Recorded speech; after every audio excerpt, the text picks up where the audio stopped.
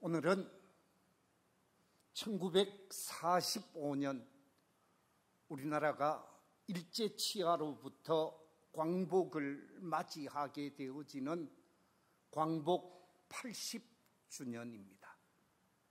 이 광복 80주년을 맞이하는 뜻깊은 주일이지만 제가 계속 시리즈로 이어가고 있는 거룩한 습관을 가집시다 라고 하는 제목으로 네 번째 말씀을 이어가고자 합니다.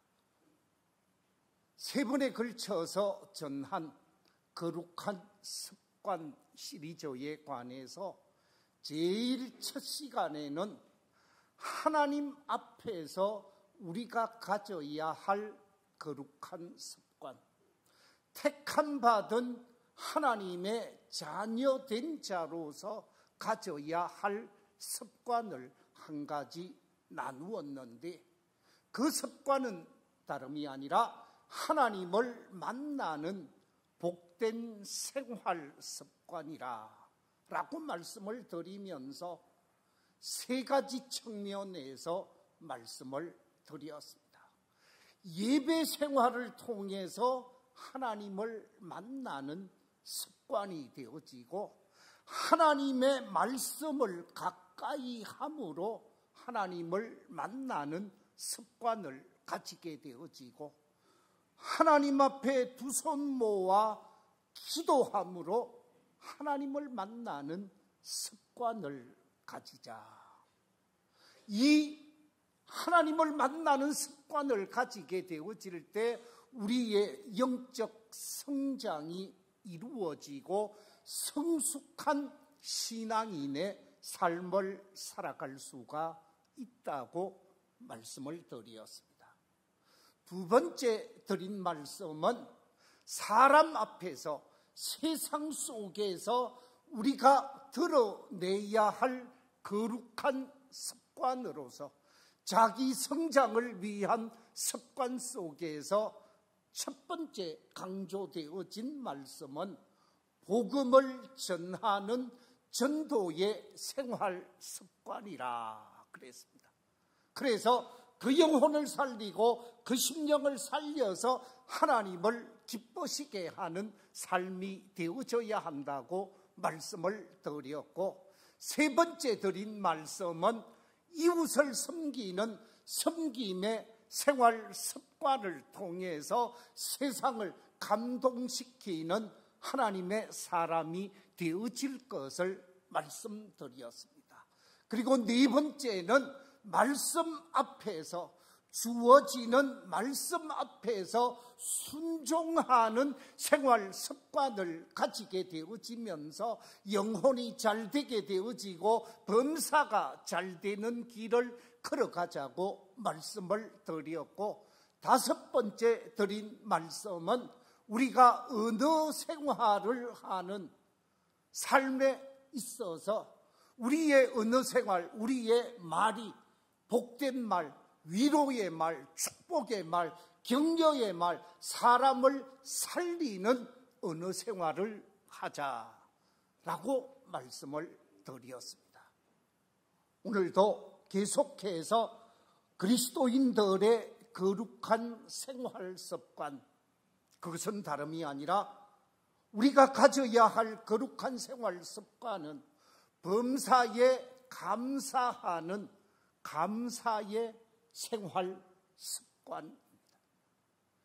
내가 오늘의 나로 살아갈 수 있게 되어진 것에 관해서 감사해야 하는 것이죠. 부모님에게 감사하고, 가족에게 감사하고, 국가에 감사하고, 주변 모든 환경 속에서 감사하며 삶을 살아가는 것이 우리 그리스도인들의 거룩한 생활 습관이라는 거지요. 오늘 아침 새벽 기도회를 인도하고 이 강단에 엎드리면서 하나님 앞에 그런 감사가 나오더라고요. 일제치하에서 태어나지 않고 해방된 조국에서 태어나게 하심을 감사합니다. 해방된 조국이 경제적으로 또한 교육적으로 잘 발전해 가는 가운데 공부하게 하시고 좋은 교회 만나고 좋은 성도 만나고 좋은 형제 자매들과 더불어 아름다운 믿음의 길을 걸어가게 하심을 감사합니다. 그러면서 감사할 일들이 하나하나 제 마음속에 떠오르는 거예요. 이것도 감사하고 저것도 감사하고 감사할 일들이 많이 손을 꼽을 수 있겠더라고요. 우리가 하나님 앞에 감사하며 사는 것, 불평하고 걱정하고 원망하며 사는 것보다 감사하며 살 때에 우리 몸에 엄청난 에너지가 나오게 되어지고 엔돌핀이 나와서 우리를 복되게 한다는 거예요. 제가 읽은 책 가운데 돈 베이커가 쓴 아주 좋은 책이 한 권 있는데 그 책 속에 보면 이런 문장이 기록되어져 있습니다. 나는 최근 나의 사무실 직원들의 월급을 지불하지 못할 것을 걱정하고 있었습니다. 나의 아내는 최근 오른쪽 팔꿈치에 혹이 만져져서 MRI 사진을 찍었는데 그 결과가 어떻게 나올지 걱정하고 있었습니다. 나의 아내 캐롤은 호르몬 불균형으로 고생하고 있는데 아직 효율적인 치료책을 찾지 못하여 걱정하고 있었습니다. 나는 최근에 집안 정리나 청소할 시간이 없어 언제 시간을 내어 산만한 집안 살림을 정리할 것인가 걱정하고 있었습니다. 나는 최근 미국 대통령의 국정 운영이 너무 마음에 들지 않아 걱정하고 있었습니다. 물론 이런 모든 문제에 대하여 너희는 아무것도 염려하지 말라는 성경 말씀을 잘 알고 있습니다. 그러나 나는 그 말씀을 생각할 때마다 염려를 떨쳐버리지 못하는 내 자신이 더욱 염려가 됩니다. 나는 염려하지 않을 수 없는 내 자신을 염려하고 있는 것입니다. 나는 이런 정세가 어떻게 내 관절을 아프게 하는지, 어떻게 내 침을 마르게 하는지, 어떻게 내 손바닥에 땀이 나게 하는지, 어떻게 호흡 곤란을 일으키는지, 어떻게 소화불량과 위경련을 일으키는지, 어떻게 우울증을 유발시키는지 잘 알고 있습니다. 그런데 나와 아내는 우리들의 문제에 대하여 너무나 완벽하고 강력한 치료책을 찾아냈습니다. 이 치료제의 효과는 거의 기적적입니다. 나의 아내를 포함한 수많은 사람이 이 치료제의 효과를 임상적으로 경험했습니다. 이 치료제는 식전이나 식후에 복용하시면 됩니다. 호흡 곤란을 느낄 때, 가슴에 통증이 느껴질 때 수시로 복용하실 수도 있습니다. 물과 함께 드실 수도 있고 물이 없이 드실 수도 있습니다. 이것은 특별한 처방전을 필요로 하지 않습니다. 이 치료제는 절대로 부작용이 없고 안전합니다. 더욱이 이 치료제는 무료입니다. 이 치료책을 일컬어서 저는 땡큐 테라피라고 부릅니다. 이 책은 바로 땡큐 테라피라고 하는 책의 서문의 내용입니다. 감사할 때 우리 몸 속에서 우리 몸을 복되게 하고 우리를 건강하게 하는 호르몬이 나와가지고 우리가 생기 있고 활력 있고 능력 있고 강력하게 힘을 발휘할 수 있는 에너지를 만들어 낸다라는 것입니다. 그래서 범사에 감사하는 삶은 우리 스스로의 삶에 기적을 창조하는 원동력이라는 말씀입니다. 그래서 감사하되 범사에 감사하라고 말씀하고 있지요. 감사하라고 했더니 목사님, 요즘 살기가 얼마나 어려운데요. 요즘 살아가기가 너무너무 어려운데 어떻게 감사합니까? 여러분, 우리 교회 저 뒤쪽에 화장장에 가보십시오. 그 화장장을 보면서 지금 내가 여기 살아있음에 감사할 수밖에 없습니다. 우리 교회 앞에 몇 군데 병원이 있습니다. 그 병원을 보면서 내가 병원에 입원하지 아니하고 지금 활동하고 있음에, 건강을 유지하고 있음에 감사할 수 있는 것입니다. 대통령이 지금 구치소에 들어가 있습니다. 우리 밀양에도 구치소가 있습니다. 많은 사람들이 구치소에 구금되어져 있는데 에어컨도 없습니다. 이런 상황 속에서 내가 죄인으로 살지 아니하고 하나님 앞에 죄 용서함 받은 의인으로 오늘을 자유롭게 살아가고 있는 것에 관해서 감사할 수밖에 없습니다. 이 모양 저 모습으로 우리는 감사하며 삶을 살아야 하는 것이지요. 오늘 본문 속에 보면 예수님께서 감사하시는 내용이 나타나고 있습니다. 우리 함께 26절, 27절 본문을 한번 읽어보겠습니다. 시작. 그들이 먹을 때에 예수께서 떡을 가지사 축복하시고 떼어 제자들에게 주시며 이러시되 받아서 먹으라.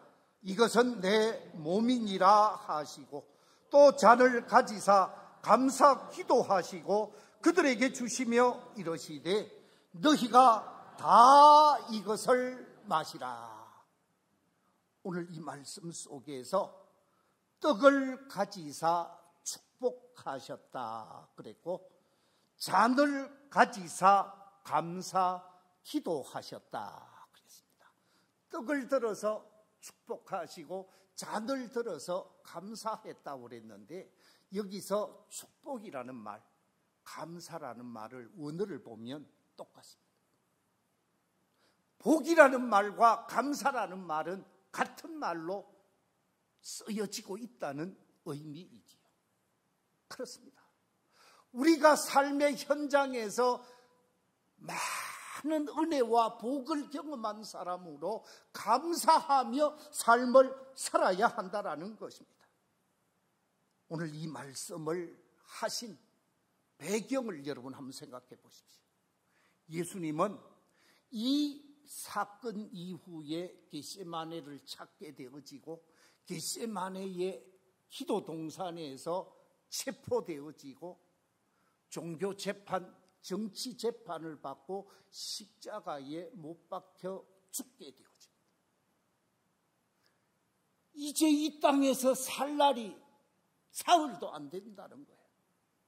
그런데 죽음을 눈앞에 두고 십자가 죽음, 수치스러운 죽음, 치욕스러운 죽음, 고통스러운 죽음을 앞두고 있는데 떡을 들어 축복하셨고 잔을 들어 감사 기도하시는 이 절망적 상황, 위기 상황 속에서 예수님은 떡과 잔을 가지고 하나님께 감사로 화답을 하며 영광을 돌렸다라고 하는 말은 예수님은 범사에 감사가 습관이 되어진 분이라고 말할 수 있습니다.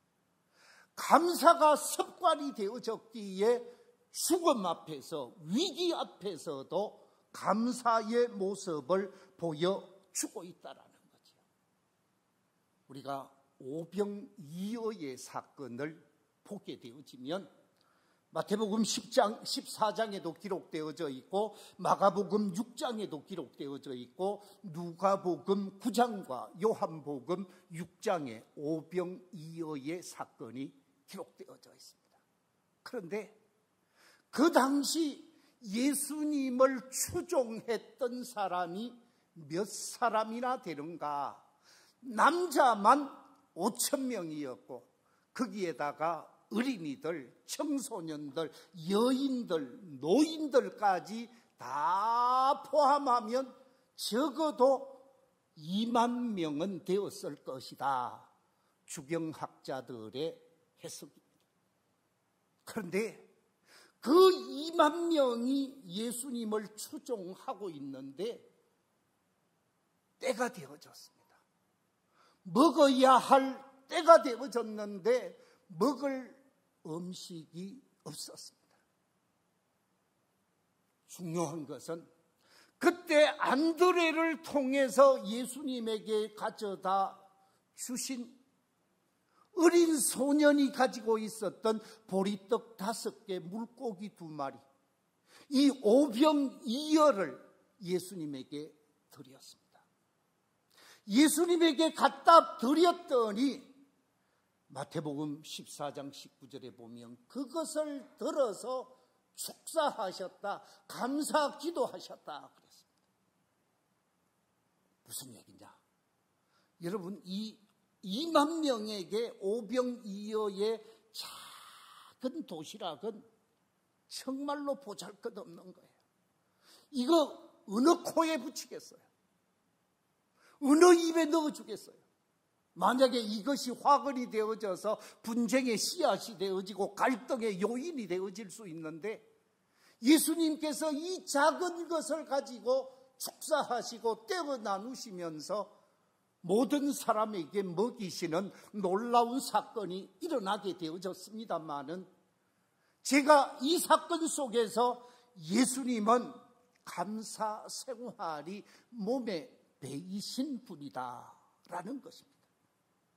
헬라어에서 감사라는 뜻을 나타내고 복이라는 뜻을 나타내는 단어가 있는데 헬라어에 율로게오라는 단어가 있습니다. 이 율로게오라고 하는 단어의 의미가 감사라는 의미요, 복이라는 의미입니다. 복을 받은 사람이 감사하고 감사하는 사람이 복을 받는다라는 거죠. 감사가 생활 속에서 습관이 되어질 때 우리 속에 놀라운 능력이 주어지고 에너지가 주어지고 엔돌핀이 돌면서 놀라운 일들을 감당하게 되어지기에 원망할 일이 있고 불평할 일이 있고 또는 아픔이 있다 할지라도 그 원망할 일, 불평할 일, 짜증스러운 일을 걷어내고 좋은 것을 생각하면서 감사할 때 하나님이 기뻐하는 삶을 살 수가 있다라는 거예요. 어떻습니까? 우리는 원망하며 삽니까? 감사하며 삽니까? 기뻐하고 감사하며 영광 돌리고자 합니까? 짜증내고 원망하고 불평하고 불만족 속에서 우울하게 삶을 살고 있습니다. 여기서 제가 사진을 하나 보여드리겠습니다. 지구촌을 나타내는 사진이고 지구촌의 만원인 이 지구촌에 2024년 12월로 이미 이 땅의 인구는 얼마를 넘어섰다고요? 80억 명을 넘어섰습니다. 이 80억 명이 이 작은 지구촌에 살고 있는데 이 지구촌에서 사는 사람으로서 우리는 감사해야 하는 거예요. 특별히 대한민국 국민으로 오늘 이 시대를 살아가는 이 현실 속에서 감사해야 되는 거예요. 지금부터 60년 전 1960년대를 보내오면서 세계에서 가장 못 사는 나라 가운데 하나가 우리 대한민국이었습니다. 6.25 직후 가장 못 사는 나라가 70년 지난 지금 오늘 이 시대에 와서 경제 대국이 되어졌고 국방 대국이 되어졌고 가장 잘 사는 10손가락 안에 들어가는 나라가 되어진 것에 관해서 우리는 감사해야 하는 거예요. 사진을 한 장 더 보여드릴까요? 저 사진은 오드리 헵번이라는 유명한 배우가 기아에 허덕이면서 죽어가는 아이들을 섬기고 있는 아름다운 사진, 정말 역사적인 사진이지요. 그런데 중요한 것은 이 기아에 허덕이는 사람이 얼마나 되느냐? 이 땅의 80억 가운데에서 많은 사람들이 기아에 허덕이고 있는데 어떤 현실이 나타나고 있느냐? 80억 명 가운데 약 15%에 해당하는 사람들이 기아에 허덕이고 있고요. 그 기아에 허덕이는 사람 가운데 2,400만 명이 한 해에 먹지 못해서 죽어가고 있다라는 거예요. 먹지 못해서 죽어가고 있는 사람이 2,400명이나 된대요. 그런데 우리는 어떻습니까?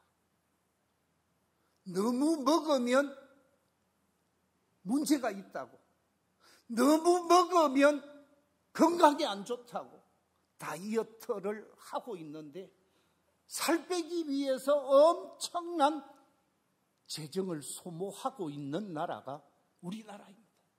이런 가운데서 우리가 하나님 앞에 감사해야 되지 않겠습니까? 이 나라를 이렇게 잘 살게 하시고 이 민족에게 자유를 주시고 이 민족을 부욕해 하신 하나님 앞에 감사하며 살아야 할 것이 이 땅의 대한민국 사람 아니겠습니까? 하나님 앞에 감사할 일은 이것저것 너무나 많습니다. 설교를 준비하는데 복음성가가 제 머리를 스쳐 지나갔습니다. 그래서 컴퓨터에서 음악을 들으면서 설교를 준비했습니다. 그 복음성가가 날 구원하신 주 감사라는 복음성가입니다. 우리 교회 권사회인지 여전도회인지 특성을 오래전에 한번 한 적이 있습니다. 가사가 이렇습니다. 날 구원하신 주 감사, 모든 것 주심 감사, 지난 추억 인해 감사, 주 내 곁에 계시네. 향기로운 봄철에 감사, 외로운 가을날 감사, 사라진 눈물도 감사, 나의 영혼 평안해. 응답하신 기도 감사, 거절하신 것 감사, 헤쳐나온 풍랑 감사, 모든 것 채우시네. 아픔과 기쁨도 감사, 절망 중 위로 감사, 청량 못할 은혜 감사, 크신 사랑 감사해. 길가의 장미꽃 감사, 장미꽃 가시 감사, 따스한 사랑의 가정, 희망 주신 것 감사, 기쁨과 슬픔도 감사, 하늘 평안을 감사, 내일의 희망을 감사, 영원토록 감사해. 내게 주신 건강 감사, 또한 연약함 감사, 햇빛을 주심도 감사, 또한 구름도 감사해. 땀 흘리는 수고 감사, 저녁의 안식 감사, 부여도 가난도 감사, 모든 것 감사해. 그렇습니다. 모든 것이 하나님의 은혜요. 하나님의 은혜 안에서 사는 우리 그리스도인들은 감사가 습관이 되어져야 돼요. 감사가 삶의 모습이 되어져야 한다는 것입니다.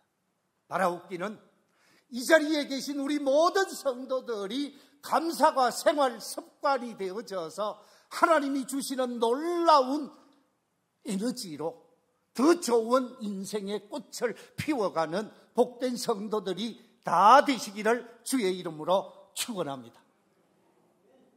또 한 가지, 우리 그리스도인들이 자기 성숙, 자기 성장을 위한 거룩한 감사가 무엇일까? 거룩한 습관이 무엇일까? 잘못에 대해서, 가족의 잘못, 형제의 잘못, 주변에 있는 모든 사람들의 잘못에 관해서 용서하는 용서의 생활 습관이 우리의 습관이 되어져야 합니다. 용서할 수밖에 없는 것이 우리 자신이라는 거예요. 왜냐하면 우리는 많은 은혜를 입었고 용서를 받은 자로 삶을 사는 사람들입니다. 엄청난 용서를 입은 사람들. 마태복음 18장에 보면 예수님의 수제자인 베드로가 예수님에게 용서에 관한 질문을 하게 되어지죠. 이렇게 질문합니다. 18장 21절에 주여, 형제가 내게 죄를 범하였으면 몇 번이나 용서하여 주리이까? 7번까지 하오리까? 7번을 용서하면 되겠습니까? 그랬습니다. 여러분 한번 생각해 보십시오. 내가 누구를 용서하려고 하는데 7번 정도 용서하겠습니다. 쉽지 않을걸요? 우리는 대개 용서하면 몇 번까지 용서해줘요? 그렇지요? 삼시세판이라고 그래요. 3번 용서해 준다고 그럽니다. 그런데 3번이 아니고 7번을 용서하면 되겠습니까? 하고 물었습니다. 그때 예수님이 뭐라고 얘기를 합니까? 그 다음 마태복음 18장 22절에 네게 이르노니 7번뿐 아니라 7번을 몇 번씩? 70번까지라도 할지니라.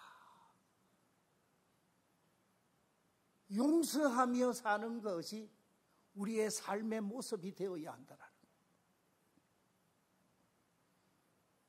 오늘 우리 가족이 지금 딸하고 아들이 와 있는데 우리 집사람이 저에게 불만이 많은 사람.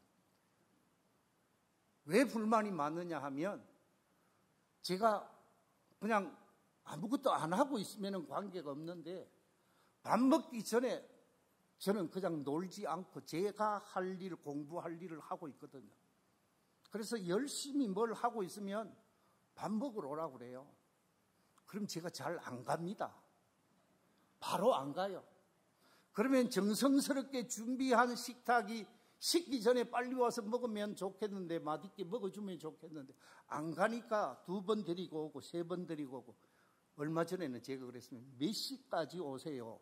여유를 좀 주고. 그렇게 부탁까지도 했는데 제가 바로 안 가니까 늘 참 짜증을 내더라고요. 그래서 하는 말이, 저는 아들이 하나밖에 없습니다만은 저를 보고 우리 집사람이 큰아들이라고 합니다. 큰아들이래요. 그러면서 남편은 용서 안 하지만 아들은 어떻게 해요? 아들이 잘못하면 용서하잖아요. 아무리 잘못해도 아들은 용서하더라고요, 엄마들이. 그래서 용서를 제가 몇 번 지금도 받고 있습니다. 자, 무슨 얘기냐? 우리 인간은 가족들한테 잘못할 때가 있어요. 아내한테도 잘못할 때가 있고, 남편한테도 잘못할 때가 있고, 자식한테도 잘못할 때가 있고, 부모한테 잘못할 때가 많아요. 그러면 잘못할 때 부모니까 용서합니다. 가족이니까 용서합니다. 성도니까 용서합니다.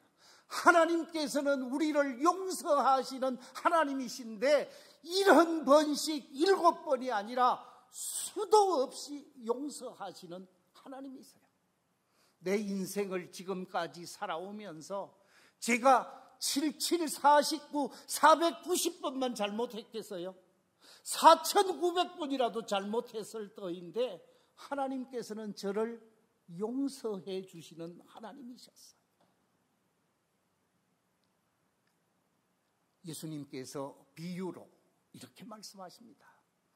한 나라의 최고 지도자가 많은 사람에게 돈을 빌려주게 되어졌는데 한 사람이 돈 갚을 시간이 되었는데 빚이 1만 달란트라고 그랬어요. 1만 달란트 빚진 자가 빚을 갚을 시간이 되어져서 갚을 상황이 못 되니까 엎드려서 자비를 구하며 용서를 구합니다. 제가 지금 도저히 갚을 상황이 아니니 좀 봐주십시오. 좀 이해해 주십시오. 간절하게 요청을 했습니다.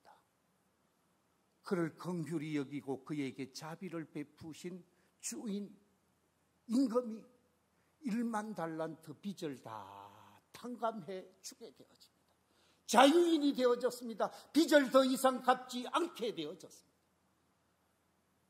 왕으로부터 빚을 탕감받은 이 사람, 자기 친구 가운데 100데나리온 빚진 자가 있었습니다. 그 100데나리온은 1만 달란트와 비교하면 조족지헬인 거예요. 정말로 작은 돈에 불과한 것입니다.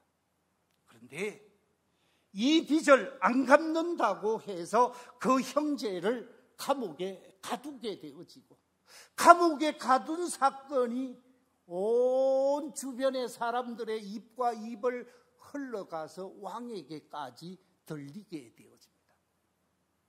왕이 불렀습니다. 오라고. 내가 너를 1만 달란트 탕감해 주고 너의 빚을 갚지 않는 것을 용서해 주었는데, 네 친구가 가지고 있는 그 작은 것, 너에게 빚진 것 100데나리온을 용서해 주지 않았단 말이냐. 내가 너를 감옥에 넣을 테니 다시 빚 갚을 때까지 너를 용서할 수 없다고. 무슨 얘기입니까? 이렇게 말하고 있습니다.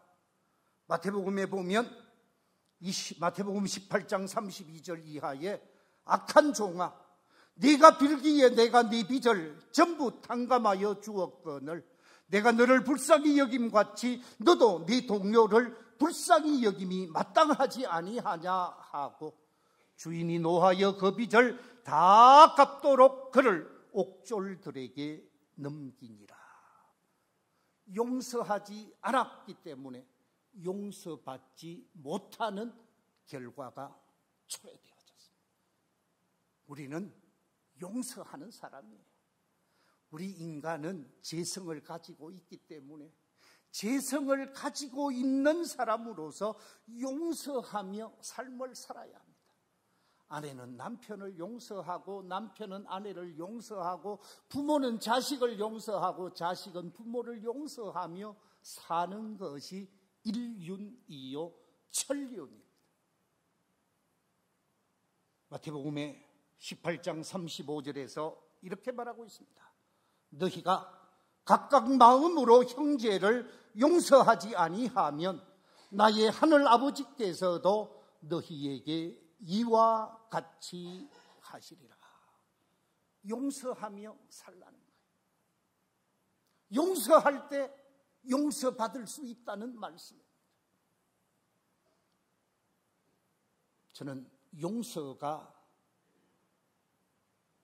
우리의 중심 주제가 될 때 잊지 못하는 참 좋은 전도자를 기억합니다.